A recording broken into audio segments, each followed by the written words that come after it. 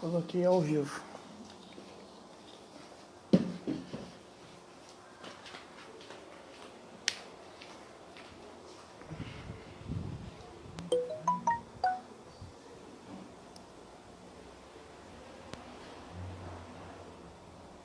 Fala, André, tudo bom? Você tá aí?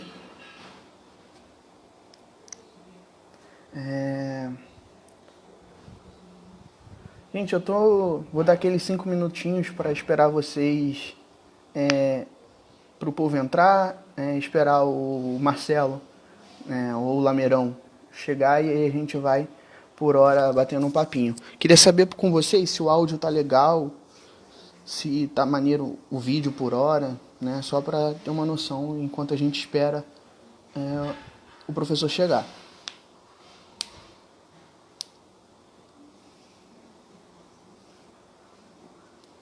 Né? Se puderem comentar, eu agradeço. Valeu, André. André tá na live. Amorim? Amorim. Tá assistindo live de história? O professor acabou de chegar. Vou colocar o Lameirão no vídeo.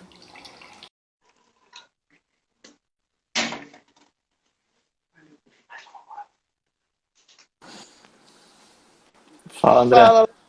Fala, Lameirão, tudo bom? Como é que você Tudo tá? bem? Ih, Tranquilo. cortou o cabelinho. Passei o rodo. Passou o rodo.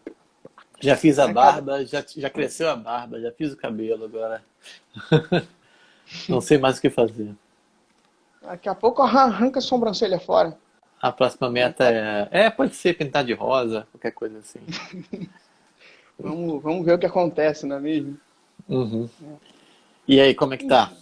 Esse confinamento A aí? gente, pô, tá uma benção, né? Não aguento mais ficar em casa, né? Hoje a internet deu problema, tive que vir para casa do chefe do pré, né, Nilson?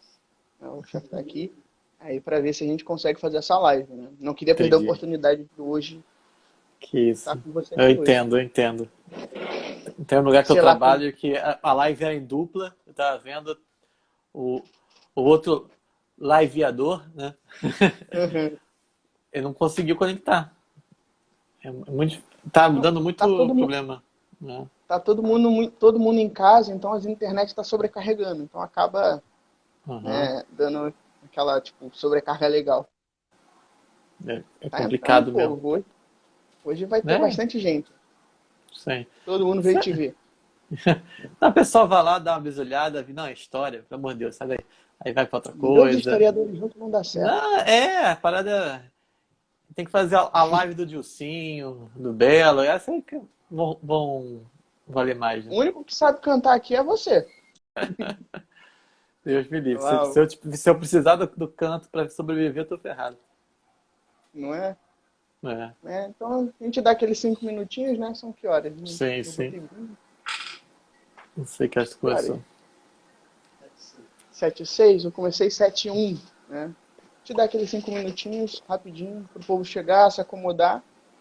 Se não passar do número dos alunos, a gente vai disponibilizar mesmo para eles, né? Uhum. Pelo menos eles terem a oportunidade de olhar, E como é né? que eles estão mantendo o ritmo de estudo aí? Então, né, para vestibular comunitário é aquela ideia de, tipo assim, um pessoal que tem muito baixa renda e não consegue ter internet. Então a gente acaba tendo que fazer um esforço um pouquinho maior. Quem está Hum. conseguindo, a gente está dando ajuda. Quem não está conseguindo, a gente está tentando fazer em áudio. Eu dei aula há muito tempo por áudio do WhatsApp. Aham. Eu fiz quase um podcast nas primeiras semanas da quarentena. E aí a live com professores, né, que foram meus professores, né, é um prazer recebê-lo aqui, inclusive, Prazer mesmo. né, para ver se dá uma dinâmica, algo bem mais diferente do que eu falando, Não, né. entendo. Eu dei recentemente uma live também para um pré-vestibular social. Eu acho que em Campo Grande mesmo, que é dentro de uma escola estadual. Uhum. Bem legal o projeto, né? Foi bem legal, assim. E é isso, né? O pessoal tá tentando resistir, até quando a gente tem que resistir por outros motivos. E é uma coisa É. bem corrida, bem desgastante, né? E ao Quando mesmo tudo tempo se eu sei, normalizar, né? quando Acho tudo que se não. normalizar, você está convidado a aparecer lá no pré. Será um prazer. Só acho que vai demorar para normalizar alguma coisa, né? Tá difícil. Eu acho que a gente vive numa condição muito difícil. Hoje eu passei, por exemplo, uma dimensão, né? Dois exemplos. Eu estou há 3 dias tentando conseguir passar de uma etapa para permitir que a minha mãe possa sacar o dinheiro. Isso é um absurdo desse auxílio emergencial, né? Aí hoje eu já passei ontem, hoje eu passei em frente à Caixa Econômica Federal. Porra, Lotado de absurdo. gente. Não, absurdo. Aquilo ali é desumano, assim. É uma burocracia justamente para não pagar. E E aí aí, a gente entra na ideia do que o governo ele vem tentando falar. ah, Mas enfim, né? o do banco vai rápido. O dos bancos tá tudo tranquilo. Não teve estresse, não teve estilo nenhum. Auxílio banqueiro, auxílio empresário Ah, o tá aí seu para isso, banqueiro né? tá tranquilo, né? É a benesse. Se bobear, vai crescer mais. O lucro vai ser exorbitante. Enfim, Sim, né? sim, sim, verdade. Gente, para quem não conhece, aí a gente já começa, né? A gente já pode Aham. dar aquela iniciada. Para quem não conhece Marcelo Lameirão, ele vai se apresentar, né? Mas eu quero só dizer o porquê que eu convidei. Né? Foi meu professor em 2015, no final de 2015, né? No projeto de específicas para o UERJ. Né? Então, assim, foi muito legal, foi muito bom naquele momento. Muitas pessoas me ajudou bastante, né? Naquele ano Uhum. eu fiz a prova. Da prova, tipo assim, valia 20, eu tirei 16,25 na prova. Eu fui muito Uhum. bem em história, pelo menos. Né? De peso 2 eu me ferrei um pouquinho, foi língua portuguesa. Queria direito na época, nada a ver com o que eu Entendi. faço hoje. Né? Se Mas enfim, arrepende? né? De ter estudado para direito, sim. Né? Acho que se eu Aham. tivesse feito porque eu amo, que eu gosto, que é fazer história, de repente já estaria na UERJ, que era Entendi. na época o objetivo. Enfim, Mameirão, se quiser se apresentar, é com você. Bem, eu me lembro dessa aula do Projeto R 2015. Pior que eu me lembro. É impossível não lembrar desse dia. Por motivos bons, motivos ruins. Assim, bons porque a aula foi bem legal, a aula transcorreu de uma forma muito gostosa, e que foi muito bom para mim. Mas o dia, pessoalmente, ele foi um dia muito complicado, engraçado que é um dia de contrastes, assim, né? Eu não sei, eu posso até fazer um relato pessoal, porque eu não costumo fazer não, né? Mas dessa vez eu faço. Porque nesse dia eu tive meu primeiro ataque de pânico, minha primeira crise de pânico, indo para lá. Meu Deus. O trânsito me fez ter um surto de pânico, foi engraçado, por isso eu não esqueço desse dia. E aí, inclusive, eram 3 turmas de Projeto R, se não me engano, né? Sim, E aí eu era tava manhã, desesperado. tarde e noite. Eu E era aí da eu. noite, tarde e noite, e fui de manhã. Aham. E aí eu me lembro que a minha sorte que eu cheguei. A primeira turma que eu peguei, eu cheguei hiper atrasado, o surto foi desencadeado por causa do atraso. E a primeira turma que eu peguei, se não me engano, foi a turma que já eram meus alunos mesmo, regulares, assim, né? Aí eles, pô, me viram de uma forma e eles foram me relaxando. E engraçado que as aulas seguidas, que eu acho que inclusive foi para sua turma, eu já estava bem mais. Consegui me reconectar, né? E foi bem marcante esse ponto, porque eu me lembro. E quanto da aula também, quanto tem relação humana, às vezes ajuda a gente conseguir afastar os nossos fantasmas internos. E eu me lembro desse dia que foi um dia especial. Que bom que foi um dia que eu consegui dar aula, né? Eu consegui ter uma condição mínima de lecionar naquele dia, assim, mas é Aquele foda. dia foi tipo E, assim, foi a história do Brasil toda. Eu fiquei, gente, ele tá dando tudo. Enfim, e é engraçado que a gente fica refletindo sobre esses pontos, né? E eu acho que o confinamento, ele é um outro grande desafio. Eu acho que a gente está tendo vários desafios. E o confinamento aí tem um desafio gigantesco que é a gente se confrontar com nós mesmos, né? Porque a vida ela é muito acelerada e às vezes a gente mascara, inclusive, várias sensações. E quando a gente vai para a realidade assim, quando a gente está jogado, a vida acelerada te faz você ficar recalcando o que você pensa. E quando você tem um tempo que, mesmo que a gente trabalhe muito, uma hora a gente vai ter que se confrontar com a gente. E aí sim. a gente tem que repensar. Então é um momento que muita gente está tendo reações das mais absurdas, tediosas, nervosas, né? Mas também é um momento grande da gente pensar na gente e conseguir fazer. Porque eu acho que, honestamente, no início do confinamento, apesar de não ser a melhor maneira, eu estava achando que, no final de tudo, para a humanidade, o Covid poderia ensinar alguma coisa. Já desisti, tá? O Já otimismo desisti foi de... embora. O Já foi otimismo foi embora embora. em uma semana, né? Uma semana de Brasil, né? Porque, obviamente, quando chegou no Brasil, que a gente começou a pensar nisso. E uma semana passou, mas eu acho que o Covid ele é muito bom para a gente pensar.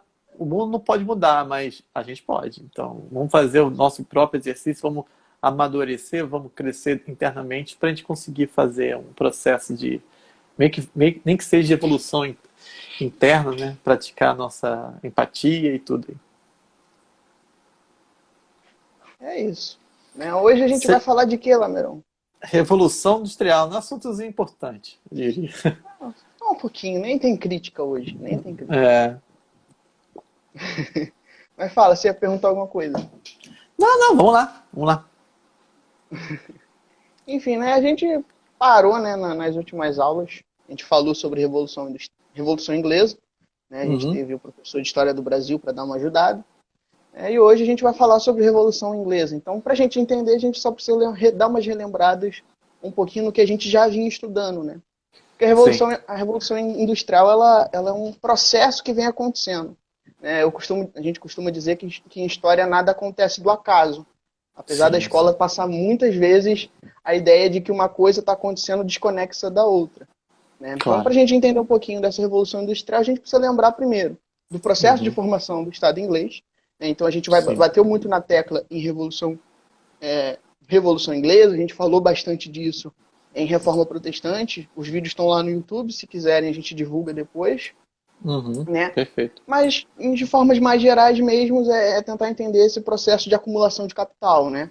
Como o reino inglês, ou a formação desse reino inglês, ele vai ter uma manutenção desse acúmulo de capital. Né? O que acontece Perfeito. ali muito forte com a Reforma Protestante, com Henrique VIII, né? Ali quando ele confisca os bens da igreja, lá no ato de supremacia, e na Revolução Inglesa, quando você tem a ascensão da burguesia no poder. Claro. Para a gente entender, no modo geral, a Revolução Inglesa, é só a gente entender a ideia de definição. Como que a gente pode definir, então, essa Revolução Industrial? Né? A gente pode Uhum. dizer, sendo bem resumindo bastante, né, porque é muito mais do que isso, mas é a transição da manufatura, né, que é aquilo que é feito à mão, para a Sim. maquinofatura, ou seja, para aquilo que vai ser feito pelas máquinas. Né? Uhum. Não, basicamente essa definição um pouco bem resumida. Eu acho que é muito fundamental de perceber que, inclusive, a gente está falando do assunto que mais cai na prova do Enem em termos de história geral, né? Porque era um assunto que consegue dialogar com Sociologia, sociologia, geografia, né? Então, é um assunto que tem muita aplicação e muita reflexão no entorno disso, né? Mas eu acho que a Revolução Inglesa, ela é o que eu acho que por muito tempo foi um assunto que nós, né, como professores, que muitos deles geralmente eram vistos como um assunto que às vezes nem era tão chamariz assim para o aluno, né? Acho que em termos de história o aluno fica muito mais encantado quando ele fala de, por exemplo, Revolução Francesa, né? sim. Quando ele, por exemplo, fala de Revolução Russa, né?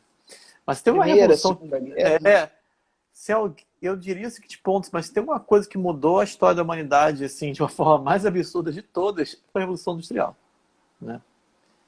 A Revolução Industrial, ela marca e ela continua marcando. Nós estamos vivendo já um contexto de uma quarta Revolução Industrial, né?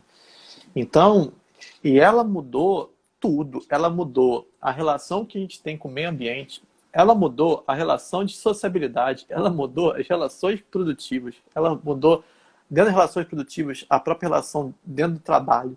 Ou seja, é tanta transformação, né? E ela gerou invasões, ela gerou guerras, ela gerou tensões. Se teve uma revolução, uma série de revoluções, a gente fala Revolução Industrial, mas a gente está na quarta, por exemplo, mas que continua agindo, continua assim, sendo impressionante isso, é a Revolução Industrial. Ela tem um peso assim absurdo para a gente entender, inclusive, o nosso próprio futuro, né? Hoje, se tem uma revolução que, por isso que eu acho que é o tema que mais se cai no Enem, tá? Por isso que, ao mesmo tempo, é um tema que se discute até mesmo nas políticas públicas. É um tema que tem que ter destaque, um destaque histórico e vai ser eterno, porque ele, obviamente, produziu impactos e sensibilidades que a gente não consegue mensurar. Então, eu acho que assim, a Revolução Industrial ela tem um peso e um valor gigantesco de conseguir compreender o próprio funcionamento da máquina hoje e todos os outros processos anteriores, porque ele produziu demandas, essas demandas produziu consumos, esses consumos produziu efeitos sociais, efeitos de sociabilidade, efeitos geopolíticos, né? Então você sabe que isso é um ponto que é marcante e ela tem que ter um destaque. Eu acho que o mais barato disso, que é o assunto mais interdisciplinar que a gente tem para a prova do Enem. Você consegue pensar em Revolução Industrial dentro da filosofia, da sociologia, da história, da geografia, ou seja, não tem um campo que ele seja limitador dentro desse espaço, né? Eu acho que o mais interessante também é porque ela caminha junto com algumas coisas que a gente negligencia, né, a gente quanto aluno agora. Porque, realmente, apesar que eu amo a Revolução Inglesa, assim, mas eu acho que a gente dá muito destaque, às vezes, para a Revolução Francesa, e a gente, às vezes, percebe que esse destaque vem muito mais para uma formação francófona. Como assim, que é formação francófona? A gente, historicamente, o ensino de história no Brasil, ele bebe da água da história francesa, né? Até a nossa própria historiografia, né? A nossa própria historiografia é baseada na francesa. Isso, é Ctrl-C, Ctrl-V de termos de princípios teóricos, assim. Até tu de vai ler lá Marc Bloch, tu vai ler Le Goff, todos franceses. Sim, tu vai ler o Certeau, para falar sobre a ideia de escrita da história, são franceses. Então a gente acaba bebendo diretamente dessa fonte, né? As várias interpretações que a gente tem sobre o Brasil também são francesas. Então, os marcos históricos, os enaltecimentos, então essa origem, os grandes projetos urbanos de inspirações francesas. A França, é fato, a França tem culturalmente um destaque por muito tempo no mundo, né? Que Hitler fez questão de entrar lá, andar pessoalmente em Paris, porque, obviamente, ela tem uma notoriedade, um fato destacado, né? Mas a grande questão é que a Revolução Inglesa ela traz elementos que são essenciais. E ela, na verdade, a Revolução Inglesa é a consolidação política de um grupo que foi de suma importância para a transformação do mundo. A gente fala muito mal da burguesia, né? E em muitos aspectos tem que se falar mesmo, né? Mas na grande questão é que essa burguesia é ela que faz acelerar o processo de transformação do mundo. Isso é fato, né? A gente consegue perceber muito isso, como você falou muito bem, na influência protestante, né? A burguesia, ela historicamente vai receber, na Europa moderna, a influência, obviamente, de duas religiões. O judaísmo, né? E o próprio calvinismo. Então, e são duas religiões que têm uma grande relação com o capital, né? Ou seja, vão se notabilizar e sem relações intrínsecas com o capital, né? É aquilo que o Weber vai falar da ética protestante e o espírito do capitalismo, né? E qual é o grande ensinamento que a gente teve? O país que a Inglaterra perseguiu protestantes, isso é importante destacar, só que não queira comparar a perseguição que se fez religiosa à burguesia judaica em Portugal e na Espanha. Não queira se comparar, né, a perseguição também que a própria Espanha faz sobre os calvinistas nos próprios Países Baixos posteriormente, que levam, inclusive, à emancipação holandesa, né? Não queira se comparar à própria perseguição que se faz dentro da França, né, antes do Edito de Nantes e depois do Edito de Nantes, que foi crucial, por exemplo, o próprio evento que vai culminar na Revolução Francesa.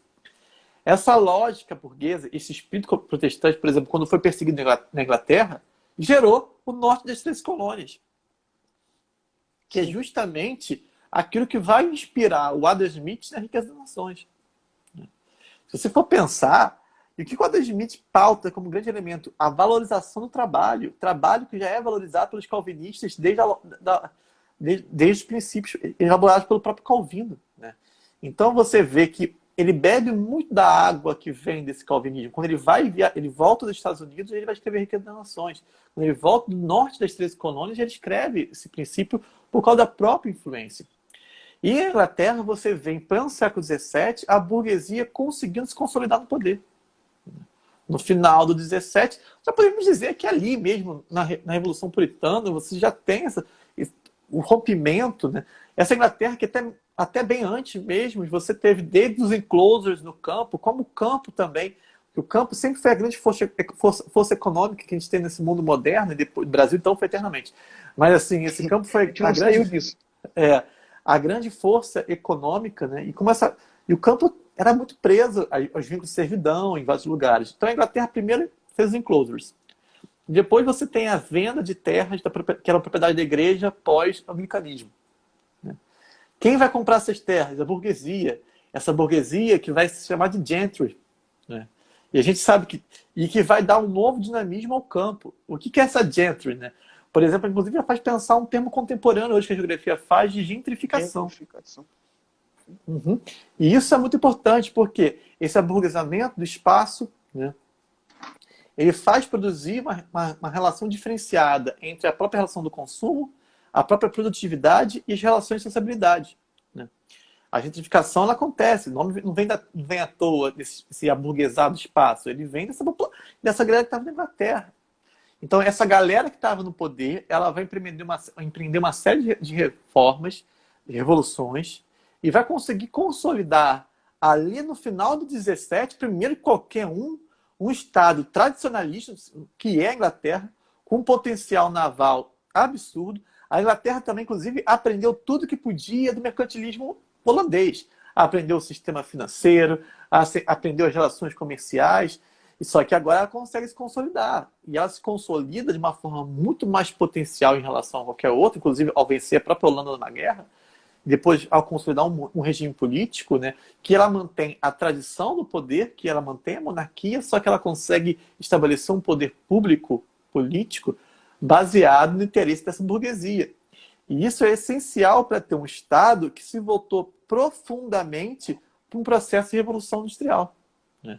E porque ela pôde vivenciar uma fase que prosseguiu depois de consolidação de um sistema industrial, ou seja, uma ampliação de uma sociedade burguesa, que até o próprio Marx reconhece que era necessário você ter essa estrutura. Né? Marx sempre imaginou que, dentro do processo de transformação, a Inglaterra fosse trazer esses princípios. Seria um próximo passo dessa evolução. Marx, ele obviamente faz crítica ao capitalismo e à própria burguesia, a luta de classes, mas ele também reconhece a necessidade de ter passado dessa fase da história. Né?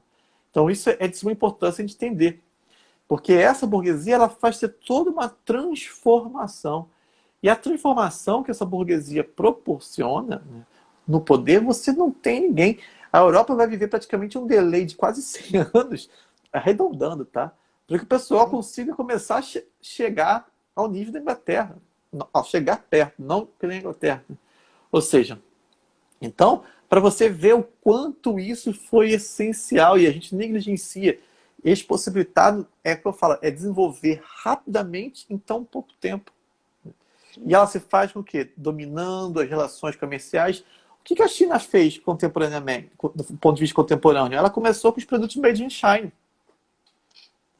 Produto bem barato. Paralelo que a gente criticava, né? Falava assim, produto ruim vem da China. Como foi com o Japão também. Isso, e paralelo a isso, complexificando aos poucos a economia. Né? Ou seja, e a China faz isso. Hoje a China é o país que mais investe em tecnologia. Então, você ter o domínio tecnológico, ele é essencial para você ter liderança. Né? E o que faz com que esse processo mostre o poder que eles vão ter. Né? O impacto que isso tem para o mundo. De novo, essa possibilidade da burguesia no poder, ela trouxe toda a estrutura necessária para que você tenha uma mudança no sistema produtivo mundial. Né? E essa mudança no sistema produtivo mundial produziu uma mudança na ocupação do espaço, intensificou um êxodo ainda mais, produziu uma relação de urbanização catastrófica, né? Desordenada, né? Ampliou a formação de periferias. A criação do conceito de indústria, né? A indústria como a gente conhece hoje, né? Sim. Se a gente pensar como era a formação de indústria, né, nesse momento, a gente pode perguntar o seguinte: no período moderno existia indústria? Sim. Não a indústria que a gente conhece, né, mas inicialmente com artesanato. Né? Se você compra aquele vasinho que a pessoa vende na feira, você está financiando uma indústria, vamos dizer assim. Né? Então você tem ali um produto sendo feito por uma única pessoa. Então, essa é a ideia do artesanato, né? A ideia de que ela foi confeccionada por uma pessoa. Sim. Né? Então a gente percebe essa evolução da indústria. com a criação da manufatura, onde você vai ter mais pessoas produzindo o mesmo produto. É óbvio que vai demorar mais, vai demorar menos do que se fosse uma pessoa, mas vai demorar mesmo assim. E depois a gente vê com a criação da invenção das máquinas, principalmente nesse período da Inglaterra, o tear mecânico, no caso, né, a produção sendo feita muito mais rápido. O que levava 6 meses para fazer com uma pessoa passou a ser feito em uma semana. Né? Então, assim, você consegue produzir muito mais rápido. A própria relação de produção também. Sim, é um exemplo também, trazendo para a contemporaneidade, por exemplo, discute muito hoje, vamos desvalorizar o real em relação ao dólar para o nosso produto ficar mais barato. Ok, ele geralmente, quando você desvaloriza o real em relação ao dólar, ele deixa o produto mais barato. Teoricamente, deixa o nosso produto mais competitivo para ser vendido. Mas, ao mesmo tempo, por exemplo, eu produzir para manufatura e o cara produzir para indústria maquinofaturada, né? Ou seja, mesmo nossa moeda estando mais desvalorizada, o produto dele final é mais barato. Né? Se a gente produzir, né, por exemplo, passar um dia, a gente conseguir produzir 4 equipamentos, 4 respiradores, por exemplo, tá na moda, né? Apesar que com a USP consegue produzir mais rápido. Vamos lá, 4 respiradores. Balbúrdia, E aí balbúrdia. a China produz 48. Oferta. Quanto mais oferta, menor o preço. Né? Ou seja, aquele produto, você vai fazer com que o preço do produto caia. Então, só a desvalorização não tem sentido. Né? Então, a importância de você perceber o quanto deixa mais barato o processo de maquinofatura. Porque, por mesmo detalhe, obviamente, se eu for querer comprar tipo, uma mesa feita por um artesão na manufatura, a mesa deve ser de muito melhor qualidade. Né? Mas onde você vai comprar? Na Casa de Bahia, porque é a nossa realidade financeira. Né? Então, que geralmente sai de um sistema... financiar no carnê. No carnê, então você tem toda uma facilitação que é importante. Exatamente. Né? E você estava falando das influências, né? O que ela acaba... As consequências, né, que ela gera no mundo. Sim, sim. E aí, o que é mais interessante você pensar é isso. Primeiro ponto, no caso, a Inglaterra, quando ela faz processo revolucionário, ela produz esse efeito. Né? Ninguém consegue competir com ela. Né? Ao não conseguir competir com ela, isso é um ponto muito importante, porque é impossível você igualar em termos de produção, enquanto o mundo está na manufatura, né? A Inglaterra está em outro ponto, e a Inglaterra já está na indústria, na produção têxtil há muito tempo. Né? Então, só mostra isso. Inclusive, no contexto do Tratado de Mito, em 1703, você não estava tendo a primeira revolução industrial ainda, a Inglaterra está na produção manufatureira, de produtos básicos comerciais. Então, mostra que essa Inglaterra está há muito tempo, há anos-luz. É aquela relação de Portugal com a Inglaterra, e tipo, é muito mais vantajoso você vender roupa do que você vender vinho. Sim. Né? Você precisa muito mais de roupa do que de vinho. Apesar de, para muita gente, o vinho ser mais importante. E se você beber vinho, às vezes você não quer mais a roupa. Então tem esse grande conceito. E aí... A ressaca depois, então, deve ser ótimo. Nossa, é verdade. E aí, esse é um grande ponto, né? Como isso altera essa diferenciação e como esse elemento mostra um destaque que a Inglaterra vai ter. O segundo ponto que vai trazer também com uma perspectiva que é essencial de entender é que essa população, então, ela migra em larga escala, né? Ela vai migrar para essa cidade que está totalmente voltada para a indústria, para os proprietários das indústrias, e ela vai começar a formar as famosas periferias. Né? Um crescimento desordenado de uma escala inimaginável, né? Inimaginável, onde, obviamente, as cidades não tiveram estrutura e você vai ter a ocupação dessas regiões tão absurdas. Né? E quando a gente fala as cidades desordenadas e a gente olha o filme na Europa, a gente nem imagina que existiu crescimento desordenado na Europa, porque as cidades são todas lindas nos filmes. Né? Mas a gente tem que entender que, por exemplo, as grandes reformas urbanas que você tem, por exemplo, na Europa, ela acontece no estado de bem-estar social após a Segunda Guerra Mundial. Né? Por exemplo, na Inglaterra, que as cidades industriais que foram formadas foram feitas por parte dos trabalhadores no pós-Segunda Guerra Mundial. Né? Então, e aí você começa a entender um pouco dessa organização. Então, antes, as cidades eram totalmente caóticas. É que nem você via aqui no Rio de Janeiro, que é um caos puro. Você só vê, você consegue ver de cima, se você vier de cima, você consegue ver a Zona Sul e o centro com alguma lógica. Apesar que eu acho que o projeto urbano... A Barra não tem um projeto, a Barra tem um sonho de ser Miami. Mas você vê a Zona Sul e o centro, você ainda tem uma lógica. Eu não concordo com a lógica que foi feita no centro. Para mim, matou o centro do ponto de vista humano, né? Mas você tem um Sim. projeto urbano sendo feito ali ao longo do tempo. Mas você for ver que o resto é uma série de crescimento desordenado. Um exemplo é a própria Barra. A Cidade de Deus foi instalada lá porque a Barra de Jacarepaguá antes era Nárnia. É tão distante. E aí, então vamos pegar uma favela, tacar lá no meio do nada, para afastar periféricos daqui e vamos deixar ele vivendo no meio do nada. Só que aí a Barra de Jacarepaguá são as regiões, os bairros do Rio de Janeiro que mais se valorizaram nos últimos anos. E aí? Ao Aí ponto agora, de acharem que é Zona Sul, né? Enfim, tem acharem. esse complexo, mas você vê que é um detalhe que fica muito instituído. Então, esse crescimento desordenado é um efeito e ele provoca uma outra percepção, né? O quanto a cidade ela não consegue ofertar qualidades de vida. Basta lembrar que, por exemplo, no século XVII, um pouco antes ainda, né, que mais a Inglaterra já vivia um crescimento desordenado, você também teve um novo surto de peste bubônica, que é a peste negra, que gerou confinamento, gerou isolamento. Então, para você ver A precariedade das casas, o saneamento é, básico, né? O e contato o direto efeito disso, com os né? animais, A própria questão do transmitem a doença. transporte, né? A necessidade de começar a pensar um transporte para fazer o translado da população periférica para os centros produtivos, né? São efeitos.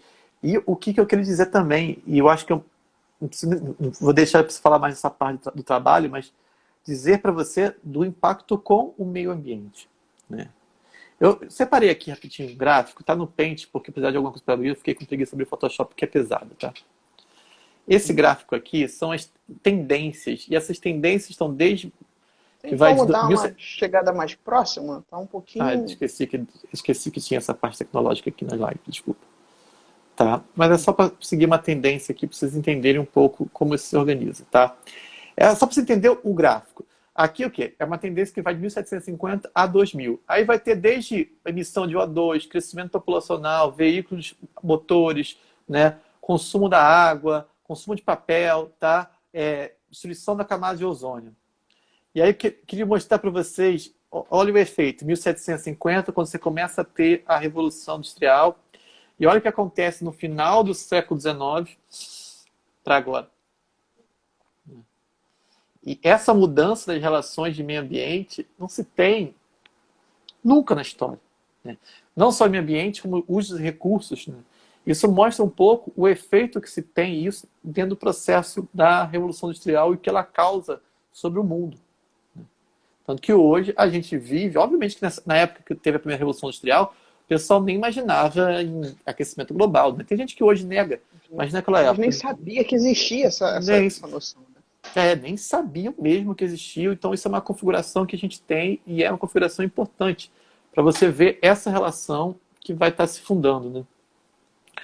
Outro ponto importante que a gente tem é entender que eles então vão explorar e vão explorar pesadamente, e por isso que hoje você tem a formação de colapsos, né?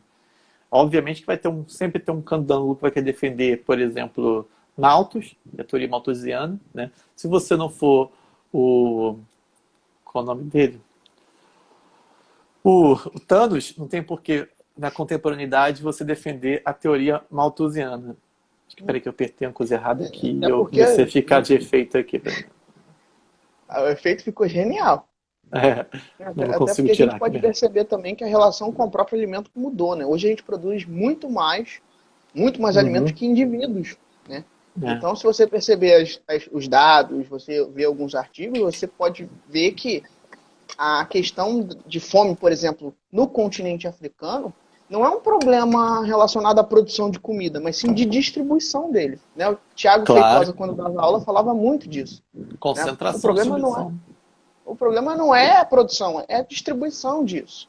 Então você percebe cada vez mais. Por exemplo, o Brasil produz muito alimentos. Né? Só para ter uma ideia, se eu não me engano... E a maioria para não é gente. E a maioria do que é para o mercado externo mesmo. No mundo são produzidos 10 bilhões de alimentos por ano. Isso se o dado não mudou. Nós temos a população de quase 8. Dava para alimentar todo mundo e ainda sobrava. Olha a relação que a gente tem.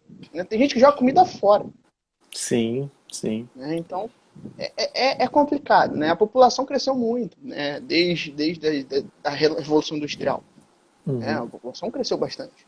Cresceu muito. Não, e vamos ser sinceros também, a Revolução Industrial teve coisas boas. Tudo que a gente tem tecnologia é graças a ele, então, desse processo. Mas ela traz, obviamente, as consequências disso. E mostra o quanto é importante a tecnologia. Porque o Brasil é um país competitivo na produção agrícola, porque é um dos maiores produtores de tecnologia agrícola do mundo. Né? E Década também de demonstra. 60, ideia E também. E Revolução qual Agrícola. a falácia que a gente tem, né? Que, por exemplo, não justifica de jeito nenhum, por exemplo, essa expansão de desmatamento sobre a Amazônia. Se você for pensar, né, por exemplo, essas questões no. Pensar, a Holanda, Uhum. tendo esse território, é isso, né?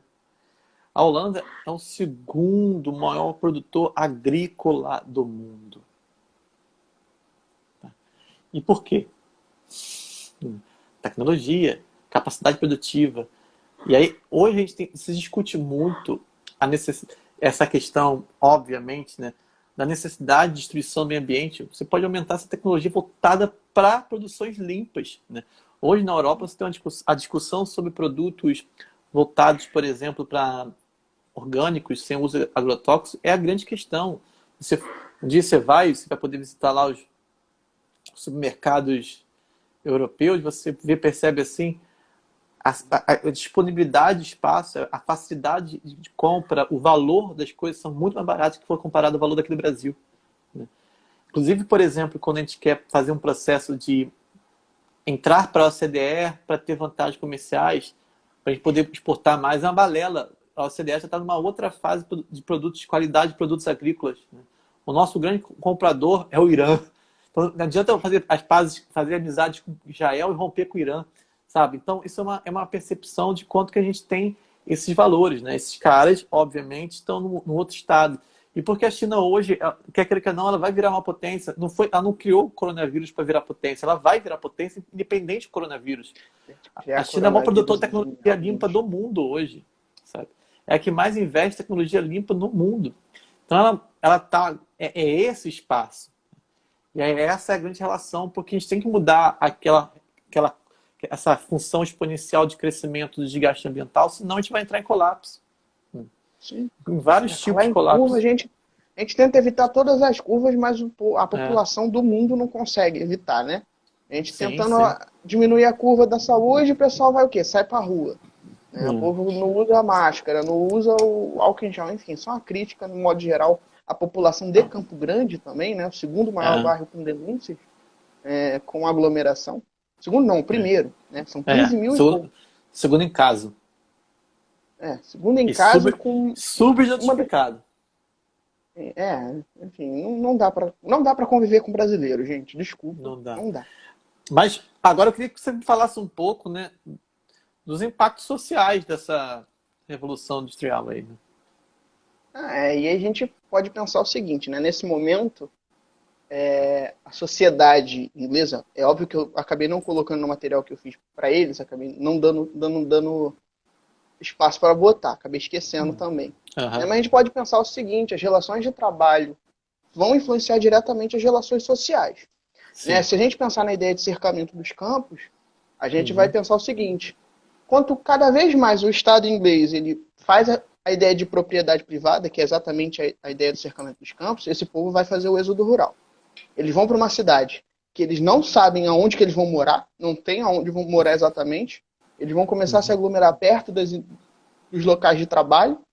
Então você vai fazer a formação de cidades operárias, né, como é, por exemplo, Bangu. Bangu, ao entorno dela, foi criado um bairro por causa da indústria, né? Ou do que a gente chama de hoje de Shopping Bangu. Né? Para quem mora em Bangu, novidade para vocês. Né? E não sabia. Enfim, aí a gente percebe que as relações sociais, né, as relações de vida no mundo inglês, são muito precárias. Né? Você não tem, como eu disse, volto a repetir, saneamento básico, você não tem dinheiro. Vamos lembrar o seguinte, o salário aqui era muito irrisório. Não dava para manter a família. Então você vai ver, no período da Revolução Industrial, a família inteira trabalhando, basicamente. Você vai ter mãe, pai, filhos trabalhando, idosos trabalhando. Então você vai perceber, por exemplo, que vai ter o maior número de crianças mutiladas no período da Revolução Industrial. Por quê? Porque as crianças elas trabalhavam na ideia de tirar do maquinário peças que travavam a produção. Então, muitas das vezes, ao colocar a mão, tirar, eles perdiam a mão, né? As mulheres É, trabalhavam em e falta, outras relações de trabalho. é, e é Fala. interessante pensar o impacto disso, por exemplo, no próprio Brasil, né? Vamos pensar no nosso processo retardado de Revolução Industrial, até ali mais ou menos a Era Vargas, até antes da Era Vargas, quando você começa a ter uma legislação que vai dar uma barrada nisso, né? Mais de 50% da população trabalhadora das indústrias brasileiras era menor de idade. É mais de 50%. Olha o impacto disso tudo. E também mulheres nas indústrias. Ah, Lameirão, mas você está falando que a mulher não pode trabalhar na indústria? Claro que pode. Eu recomendo a vocês, as mulheres, assistirem um filme chamado... Homens também, né? É As importante sufragistas, assistir. né? As Sufragistas, que uma personagem é uma mulher que trabalha na indústria. Não. E por que é importante perceber qual é o problema da mulher trabalhar na indústria? Nesse caso, ela ganhava menos por ser mulher, e por isso que ela trabalhava. Então, a defasagem salarial. E o segundo ponto, que é uma realidade, infelizmente, né? O estupro. Né? O patrão é homem, né? Você tem a questão da violentação, né? E isso provoca efeitos que são notórios. Então, você ainda tinha abuso sexual e ainda baixo salário. Esse é o problema da mulher trabalhando nesse contexto de indústria. Sim. Então, isso mostra um quadrado, mas é criança também. E detalhe, esse contexto também, assim, a mulher é maior de idade, trabalhando, ok, mas tem a questão da defasagem salarial. A necessidade de ter uma lei para regular, né, a diferença salarial. Existe a lei, mas até hoje, por exemplo, no Brasil, você não tem essa igualdade. Mas você tem a percepção, por exemplo, de crianças. Se ela sofre um acidente e ela se torna mutilada, né, ela não tem aquilo que a gente chama de seguridade. Né? Aquilo que o patrão vai falar que é necessário flexibilizar, a gente vai chamar de seguridade do trabalhador. Né? Que é aquilo que protege sobre N coisas, inclusive sobre acidente de trabalho. Né? E até importante lembrar o seguinte, o conceito de criança, ele existe a partir do século XIX, né, 18, 19. Né? É. Até esse momento da Revolução Industrial não existe criança, é um pequeno adulto. Pequeno adulto, Né? né? É a representação de um adulto em forma miniatura, até porque também a expectativa de vida era muito curta. Sim. A pessoa vivia em média 34 anos, 30. O mais Sim. longevo ali, uns 45. Né? Então, assim, isso, se a gente não contar outras problemáticas, no máximo. Sim. Então a gente percebe que a vida, entre outros métodos, né? Você não tem questão de higiene exatamente também. Assim, a etiqueta, né? O camponês não sabe.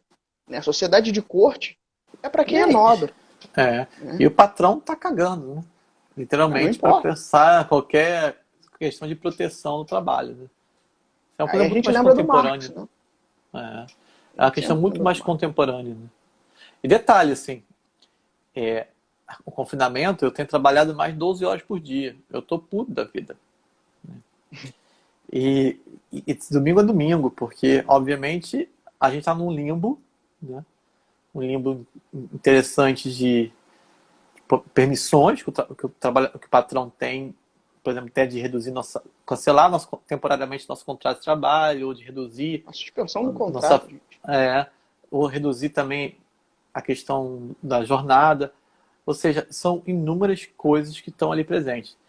E eu mesmo, eu estou há 3 dias louco aqui, trabalhando de uma forma absurda, dormindo tarde, acordando cedo, Mas você percebe justamente esse ponto como um ponto chave do entendimento, cara. Que a necessidade da proteção do trabalhador, né? Porque além disso tudo, a gente está no limbo, porque hoje você tem até as pessoas achando que tem que flexibilizar. Criou-se uma narrativa que a proteção trabalhista, né? Ela, nesse exato momento, é um problema para gerar emprego? Não é, sabe? É porque criou uma narrativa que todo mundo comprou, inclusive o próprio povo, que a lei trabalhista é um impedimento. Mas ninguém pensa em que rever a questão da carga tributária, né? Ou seja, você... De fortunas. De herança tem que ter, né? A nossa taxação de fortuna, ela poderia ter um número mais equilibrado, só que experiências que a gente teve no mundo até agora mostrou também que ela não é tão efetiva. né? Porque se você aumentar até um certo valor, né, o que acontece? Paraíso fiscal, filho. Tipo o Lema, ele tem cidadania europeia.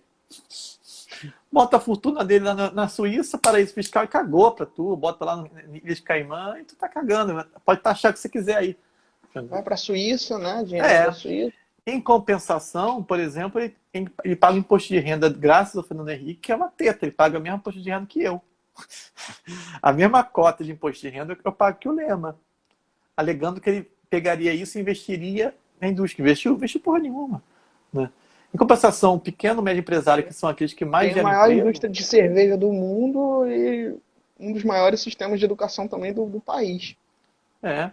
E aí você vê, os caras que trabalham na Ambev, né, ele gera tipo 2.000 empregos, mas se você pegar ali, por exemplo, quase o calçadão de Campo Grande, deve gerar quase a mesma coisa, quantidade de emprego, direto e indireto, sabe? Em compensação, eles pagam muito mais tributação do que eles. Aí dá 1,2 trilhão para o banco, só que o banco só vai revestir, só vai conceder empréstimo para 15% dos empresários, principalmente os grandes empresários. E o pequeno médio empresário, que é aquele que mais gera emprego, é aquele que é mais afetado, Está é aquele que tem passando por um problema hoje. menos capital, é aquele que vai afetar diretamente o mercado de bens e serviços, gerando uma roda da crise. Né? Isso é absurdo. Né? E eu acho que o Bolsonaro tem razão. A gente vai ter uma crise econômica absurda por causa do Covid. Talvez seja uma crise maior que o próprio Covid, se você for pensar nos efeitos a longo temporalidade. Do Estado também, né? Como o Estado está não, lidando economicamente com isso. Isso, e assim, e é a grande questão, assim, ó, eu acho que a gente vai ficar sentindo mais efeitos a longo prazo que isso. O Covid mata, é absurdo. Só que qual é o erro do Bolsonaro? Ele é um merda para resolver qualquer problema econômico, né? Porque a gente sabe que o problema econômico vai existir.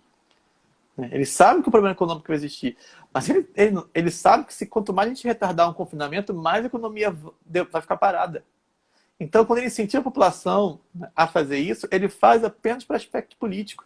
Porque ele sabe que ele vai ganhar ele está tentando ganhar com o legado pós-Covid, que é o legado da crise econômica profunda, que pode gerar uma depressão econômica, com o estado mais grave da economia.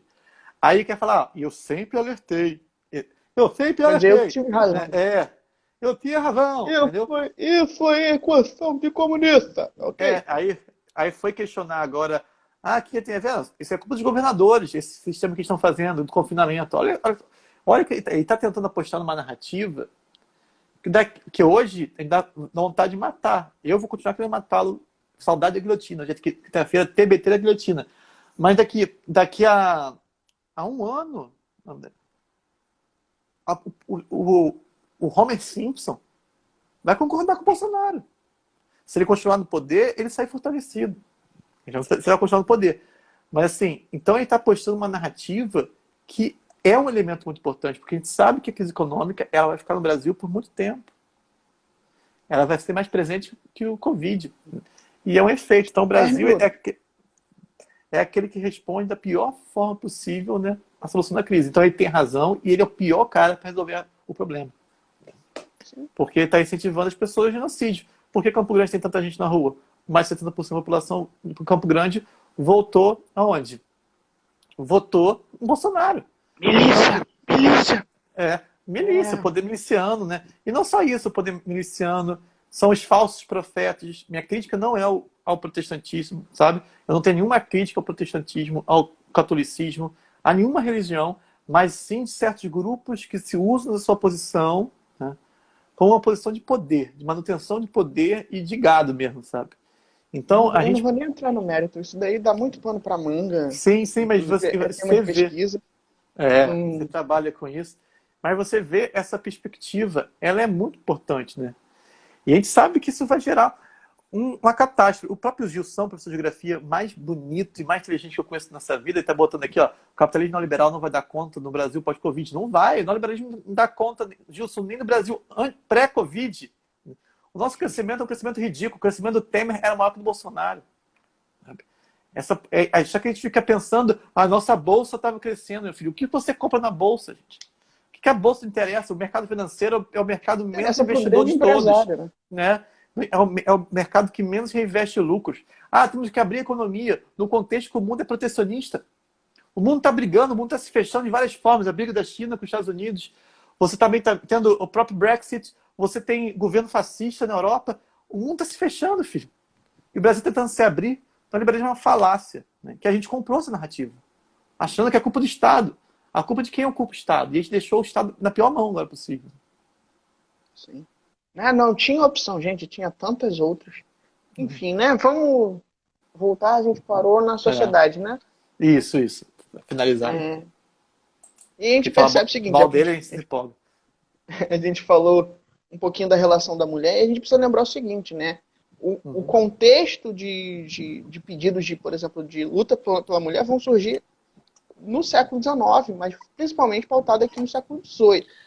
É Né? interessante pensar que esse contexto da mulher, né, muito ligado às mulheres que trabalhavam na indústria da Inglaterra, por exemplo, as sufragistas, né, é uma luta independente da luta masculina, né, porque o homem, inclusive o homem operário, é um homem patriarcal. Então a mulher, as sufragistas tiveram que lutar sozinhas. É que nem, por exemplo, você tem também no Brasil, na Primeira República, a luta das mulheres anarquistas, que ninguém dá voz, a gente fala até das sufragistas que é ali, aqui no Brasil, mas ninguém dá voz das mulheres anarquistas, que é uma luta independente, para você ver, por causa que o homem, ele não... até o homem do sindicatão é um homem patriarcal. Né? Esse movimento de esquerda mais próximo das questões... esquerdomacho, né? Pelo menos o esquerdomacho é uma coisa que já é bizarro, mas é uma coisa da agora, do contemporâneo. Então, o sindicato ele sempre foi algo que isolou também a luta das mulheres, que sempre teve que se construir de uma forma separada. E na Inglaterra, as sufragistas é um elemento muito grande de importância. Né? Até porque no meio acadêmico a gente fala de feminismos, né? Não é um tipo, são vários. Sim, né? Existem várias noções, assim como protestantismo, são vários tipos. Sim. Enfim, aí a gente percebe esses fatores, né? A gente tratou de alguns, a gente falou do Tratado de Mitwen, Tratado de Panos e Vinhos. A gente não citou os atos de navegação, porque já foram falados na última aula, né? Que é a ideia de cada vez mais a concentração do comércio marítimo da Inglaterra, a consolidação desse momento. A gente tem a atividade corsária, né? Sim, o famoso, pirataria. Famoso Pirata. É um filme muito legal da gente assistir, é Piratas do Caribe. Né? Piratas do Caribe, apesar de não ser tão bom, né? Eu gosto, mas assim, não é tão bom para alguns, mas ele é bem legal, ele trata essas relações. Né? A gente tem, a partir de fatores importantes, a ascensão da burguesia, a gente já falou disso na Revolução Inglesa. A gente tem, nesse momento, o poderio naval britânico se consolidando ali por volta de 1588, com a vitória com a vitória inglesa sobre a Invencível Armada, que é uma... Ih, fugiu a palavra. Que é um grupo marítimo, enfim, um poderio militar espanhol, né, no mar, que era praticamente invencível e foi derrotado pelos ingleses. Então, cada vez mais, a gente vai perceber que a Inglaterra ela vai se consolidar enquanto poder militar marítimo. Né? Então a gente percebe o seguinte, paralelo só vai deixar ao poder de ser, comercial dela, marítimo. Sim, né? Consolidado lá nos atos de navegação. E a gente vai perceber o seguinte, a Inglaterra não é tão forte na marinha que até hoje, né? Uma das marinhas mais potentes do mundo. A gente vai ter a abundância em matéria-prima, carvão e ferro, que são os primeiras fontes energéticas do que a gente fala de primeira revolução industrial e segunda revolução industrial. Né? A gente tem, né, por causa das jazidas, provavelmente o professor de geografia de vocês já falou disso, né? Eu vou deixar para geografia política explicar um pouco mais detalhado, porque isso é muito mais específico. A gente tem a Inglaterra do século XVIII, não está passando por conflitos internos, lembra o seguinte, a Revolução Inglesa já passou, está numa monarquia parlamentar, então você não tem tanto conflito quanto está acontecendo na França, quanto está acontecendo em outros países daquele momento. Os enclosures, que a gente citou bastante, que é a ideia de cercamento dos campos, a formação de propriedade privada. Um exemplo bom da política é o pós-Napoleão, o Congresso de Viena. Como está todo mundo tentando restaurar o absolutismo, a Inglaterra estava querendo reconhecimento de suas conquistas na África e na Ásia, consolidando suas conquistas comerciais. Olha o delay histórico que a gente tem ali para perceber o papel inglês. Né? É impressionante. Exatamente. Perfeito. A colocação do Congresso de Viena é importante. A gente tem também a ideia de existência de mão de obra em excesso, e aí você pode fazer um link com sociologia, com Titio Marx, que é a ideia do exército de reserva, né? Se eu tenho um trabalhador que não aceita receber, sei lá, R$ 1 de dólar por hora, né, num dia, você vai ter alguém que faça, porque lembra, estão desempregados. Então, se está desempregado, ele quer alimentar a família dele. Qualquer coincidência com os dias atuais é mera coincidência. E a partir disso, você vai trabalhar, porque você precisa disso, né? Sim. A gente tem também a existência de vários portos e vasta hidrovia. Ou seja, a gente produz, mas a gente precisa deslocar ele, né? Então, Isso é uma boa analogia para a gente pensar de novo hoje contemporaneamente. Porque uma mazela do Brasil é que tem 4 minutos, né? você tem 4 minutos. um péssimo transporte interno, que a gente chama de gargalo de transporte. Isso que é complicado. Vamos lá. 3 minutos. Então a gente faz o seguinte, né? A gente vai falar um pouquinho das fases da Revolução, né? A primeira fase, a gente dá uma explicação. Se não der, a gente completa numa próxima. Né? A gente faz uma seguida. Ainda mais que a segunda Revolução Industrial, ela faz muito sentido falar em imperialismo, né? Sim. Porque aquele contexto é mais propício, assim. Mas a primeira Revolução Industrial é isso, né? Ela apresenta essa mudança de perspectiva econômica, né? Inclusive, os próprios movimentos sociais, mesmo operariado, eles são mais do 19, né? Então você vê que ainda tem é muito mais ligado à segunda Revolução Industrial do que ligado nesse processo. Até você ter uma possibilidade dessa força operária se mobilizar, né? Teve todo um processo histórico, né, para você conseguir isso. Lembrando também que no século XIX, por exemplo, que você vai ter o surgimento de teorias do proletariado, o próprio anarquismo, o socialismo utópico, o socialismo científico, o socialismo cristão, né, ali da própria Igreja Católica, até você ter essas configurações emergindo, né? Então isso é um ponto marcante, mas do ponto de vista social, essa contradição, né, essa intensificação de elementos como a própria mais-valia, a exploração do trabalho, né, são grandes legados que você faz para você pensar e levar isso para você em termos de prova. 1 minuto.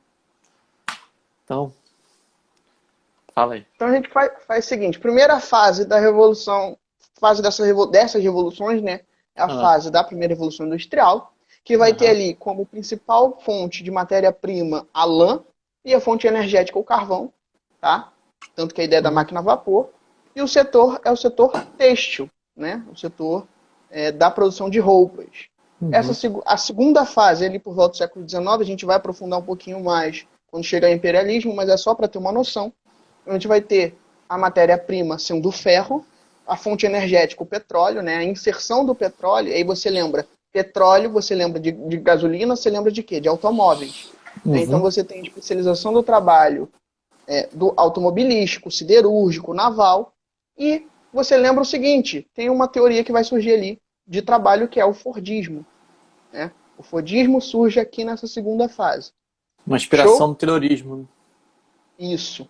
Fordismo / Taylorismo, que é a ideia de artigos em série, né? Padronizado, enfim, a gente fala disso na próxima aula, né? A gente tem a formação das concentrações econômicas, a ideia de cartel, de trust, de holdings, né? A gente pode falar isso depois. Terceira fase dessa revolução é a revolução técnico-científica, que é a que a gente está saindo no momento, né? Que é a ideia de tem a fonte energética, urânio e fontes alternativas de energia, né? As hidrelétricas, a energia eólica, entre outros. O grande setor dessa revolução é informática, robótica e biotecnologia. Então, ciência no modo geral e tecnologia. Investimento em ciência e tecnologia é necessário num país. Sim. Um grau de desenvolvimento desse país é medido por isso. Quanto tempo falta? Acho que falta alguns segundos para acabar. Vamos fazer o seguinte, se der tempo, se não der tempo, a gente faz uma live para falar, por exemplo, da formação dos sindicatos, né? Mas das consequências que essa revolução gera no modo geral. Tá? A gente tem algumas consequências, né? Aumento da produção, óbvio, se eu tenho uma coisa que otimiza o meu tempo, eu vou ter mais produto sendo feito, né? Não preciso também de tanta gente trabalhando, né? Muita gente trabalhando acaba passando por muitas mãos e acaba não acontecendo. Vai acabar. Droga. Vai acabar, é o seguinte, eu vou salvar essa live, vou pegar e vou disponibilizar depois. tá? Sim. E aí eu volto rapidinho. Isso. Valeu. Valeu. Até daqui a pouco.